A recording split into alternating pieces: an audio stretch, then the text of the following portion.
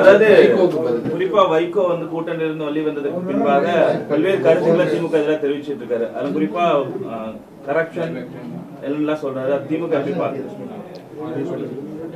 வைகோவை பற்றி நான் ஒன்றும் சொல்ல விரும்பவில்லை.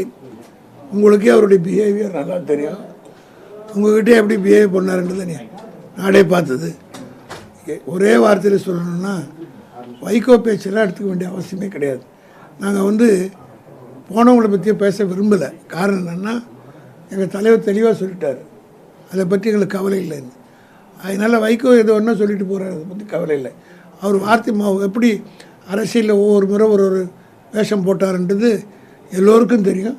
அவர் கூட இருந்த கட்சிக்காரங்களாம் போய் இன்றைக்கி அரசியலில் அனாதியாக்கப்பட்டிருக்கிறார். சொந்த கட்சிக்காரங்களை அவர் கட்சி ஆரம்பிக்கும் போது இப்போ யாருமே கிடையாது. கொஞ்சம் நெஞ்சம் இருந்தவங்களும் நம்ம 27 பேர் இங்கே வர ஆரம்பிச்சிட்டாங்க. அதனால் அந்த விரக்தியின் காரணம் ஏதோ புலம்பிட்டு போட்டாங்க. மதிமுக 2 சட்டமன்ற உறுப்பினர் இருக்காங்க. அவங்கள வந்து ராஜினாமா செய்ய சொல்லி முதல்வர் சொன்னதா வந்து வைகோ வந்து பொதுக்குழுல பேசியிருக்காரு. ராஜினாமா பண்ண சொல்லுங்க, நான் வந்து பிரச்சாரம் பண்றேன் அப்படின்னு சொன்னதா சொல்லியிருக்காரு. அவங்க ராஜினாமா பண்ண மறுத்திருக்காங்க. இது இந்த கருத்தை எப்படி பாக்குறீங்க? இதுலேருந்து என்ன தெரியுதுன்னா வைகோ வந்து எப்பேற்பட்ட ஆள் இருந்ததை வைகோ விஜய்க்கே ப்ரூவ் பண்ணிட்டார். அவர் சொன்னதை சொல்லி இப்போ குதிரை பேரத்துக்கு விஜய் தான் தூண்டினார்ன்றது இவர் அப்ரூவர் ஆகிட்டார்.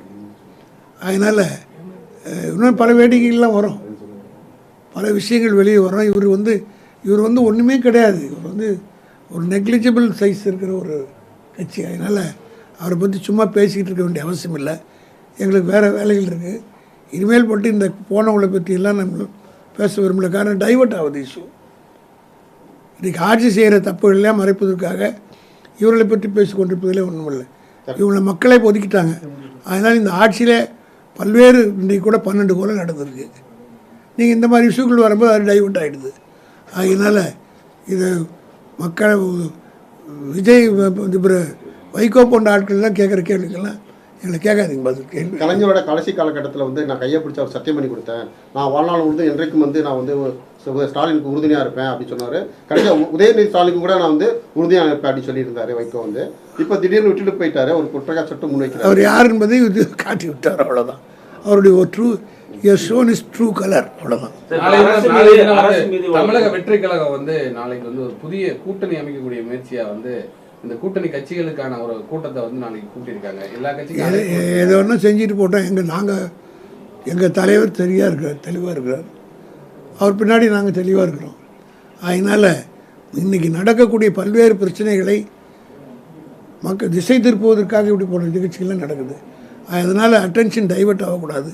இது அரசாங்கம் செய்கிற தவறுகள். இதை சுட்டி காட்ட வேண்டிய கடமையில் திமுக ஒரு ஆக்கப்பூர்வமான எதிர்க்கட்சியாக செயல்பட்டு கொண்டிருக்கிறது, அவ்வளோதான். வைகோவெல்லாம் ஒரு பொருட்டே இல்லைங்க, அவர் விட்டுருங்க. இல்லை, நீங்கள் இப்போ அரசு செய்யக்கூடிய தவறுகளை சுட்டி காட்டிட்டு இருக்கீங்க. இதுக்கு அடுத்து வரக்கூடிய 5 ஆண்டுகளுக்கும் முதலமைச்சராக விஜய் தான் இருப்பான்னு சொல்லி வைகோ சொல்கிறாரு. ஒரு உறுதிமான கருத்து. அவர் என்ன நீங்கள் கொஞ்சம் முன்னாடி சொன்னீங்க கலைஞர்கிட்ட உறுதிமொழி கொடுத்தாருன்னு. அவர் வந்து அரசியலில் அடிக்கடி வாக்குறுதியை மீறக்கூடிய ஒருத்தர் இருக்கார். நீங்கள் தான் கேட்டு சொன்னீங்க. இப்போ கலைஞரிடத்தில் வந்து நான் வந்து மு.க. ஸ்டாலினோடு இருப்பேன், உதயநிதி ஸ்டாலினோடு இருப்பேன்னு சொன்னார்ன்னு சொல்லிட்டு இப்போ ஹாஸ்டைல் ஆகிறாரு. அதனால் அவர் பேச்செல்லாம் பெருசாக எடுத்துக்காதீங்க, விட்டுட்டு போங்க. ஏறக்குறைய 7 சட்டமன்ற தொகுதி வந்து காலியாக இருக்கு. இது ஒரு மினி பொது இன்னும் பலதுக்கோட வியூகம் என்னவா இருக்கு? நாங்கள் எதையும் சந்திக்க தயாராக இருக்கிறோம். எங்கள் தலைவர் தெளிவான முடிவெடுப்பார். ஒரு இடத்துல கூட்டணி இல்லாத ஒரு சூழ்நிலை, அது தலைவருடைய முடிப்பு எடுப்பாங்க. நாங்கள் வந்து என்ன முடிவுன்றதை தெளிவாக எடுப்பார். அதிமுக இன்னும் நிறைய பேர் வரக்கூடிய வாய்ப்பு இருக்கு, ராஜினாமா செய்யக்கூடிய வாய்ப்புலாம் இருக்குன்றாங்க. அது தெரியல. ஒரு எதிர்கட்சியாக இருக்கு. நாங்கள் வந்து we are going steady. எங்களுக்கு எந்த பிரச்சனையும் கிடையாது. அதனால் மக்கள் எங்கள் பக்கம் திரும்பி கொண்டிருக்கிறார்கள். செய்துவிட்ட தவறுக்காக வருத்தி கொண்டிருக்கிறார்கள். எல்லா இடத்துலையும் மாற்றம் தெரிகிறது. மக்கள் சரியாக இருக்கிறாங்க. அதனால் அது எங்கள் தலைவர் தெளிவான முடிவு எடுப்பார். அந்த முடிவுக்கு அம்பாசமுத்திரம் தொகுதியில் இடைத்தேர்தலில் வந்து நாம் தமிழர் கட்சியோட ஒருங்கிணைப்பாளர் சீமான் போட்டி நான் சொல்லிட்டு திருப்பி இது வந்து ஒரு பொது வேட்பாளர் அவர் நிப்பாட்டணும் ஒரு கருத்து முன்வைக்கப்படுது. இது வந்து இப்போ தேர்தல் நேரத்தில் தாங்க சொல்ல முடியும்.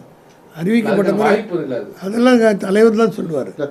அதை தலைவரை சொல்லியிருக்காரு இன்னொரு 3 மாதத்துல 6 மாதத்துல தேர்தல் வரக்கூடிய வாய்ப்பு இருக்கு, தொண்டர்லாம் தயாராக இருக்கும்னு சொல்லியிருக்காரு. தலைவர் தொண்டர் ரெடி பண்ண தேர்தல் வரப்போகுது, 6-7 தேர்தல் வரப்போகுது, அது சொல்லியிருக்காரு. அதனால் வந்து அவர் சொல்கிறாருன்னா அதில் ஒரு பொருள் இருக்கும், அந்த பொருளுக்கு ஏற்ற மாதிரி அரசியல் நடக்கும். காங்கிரஸோட தலைவர் மாணிக்கம் தாகூர் வந்து திமுக எங்களை வந்து எப்படி விமர்சிக்கிறாங்களோ அதே மாதிரி அதே பாணியில தான் அவங்களை நாங்கள் விமர்சிப்போம், நாங்கள் அடிச்ச அட தொடங்கியிருக்கோம் இப்போ அப்படின்ற மாதிரி சொல்லியிருக்காங்க. இவரை விட பெரிய ஆள் நாங்கள் பண்டித நேருவே பார்த்தாங்க, இந்திரா காந்தியே பார்த்த ஆட்கள். இவர் யார்? இவர் நேற்று முளைத்த காலம், வருத்தம் பார்த்துக்கலாம். நாங்கள் நேருவே எங்களை கண்டு பயந்து ஓடின காலங்கள் எல்லாம் உண்டு. இந்த வரலாறுலாம் அவருக்கு தெரிஞ்சு அவர் பிறந்து கூட இருக்க மாட்டார் இப்போ அவர். அதனால் வருத்தம் வந்து புதுசாக வந்து இதை பேசுகிறாரு. வந்தோடனே 2-3 நாள் பேசுவாங்க, அப்புறம் அடங்கிடுவாங்க. டெல்லி சிறப்பு பிரதிநிதியா வந்து ஜனநாயகத்தோட ப்ரொடியூசரை நியமிச்சிருக்காங்க. அதெல்லாம் முக்கியமான பதவி அது. அதெல்லாம் தலைவர் சொல்லிட்டாருங்க. சும்மா இந்த கவர்மெண்ட்டில் எது கரெக்டாக நடக்குதுன்னு அது தப்பாக எல்லாமே தப்பாக நடக்குது, எல்லாமே தப்பாக நடக்குது. இதெல்லாம் நடக்கூடாது, அதெல்லாம் நடக்குது. யாரோ 2 பேர் உட்காந்துக்கிட்டு உத்தரவு போட்டுக்கிட்டு உட்காந்துருக்குறாங்க. இதெல்லாம் நீங்கள் தான் மக்களுக்கு வெளிச்சத்துக்கு கொண்டு வரணும். சார், நேற்று திமுக நடத்திய போராட்டம் வந்து பெரிய அளவில் பேசப்பட்டது. அதை வந்து என்ன விமர்சிக்கிறாங்கன்னா, மக்களுக்காக அந்த போராட்டம் நடத்தல, இந்த ஆட்சியை வந்து பொறுத்துக்கொள்ள முடியாம தான் அந்த மாதிரி போராட்டங்களை திமுக ஈடுபடுது அப்படின்ற மாதிரி. அது அவங்க அப்படி தான் சொல்லுவாங்க. இப்போ அவர் இன்றைக்கி அவர் யாருன்றது எல்லா புறம் தெரிஞ்சு போச்சு. திமுக போராட்டம் நடத்துனதுனால தானே தெரிஞ்சுது அப்படி ஒரு மந்திரி இருந்தார், இதை பண்ணாருன்னு.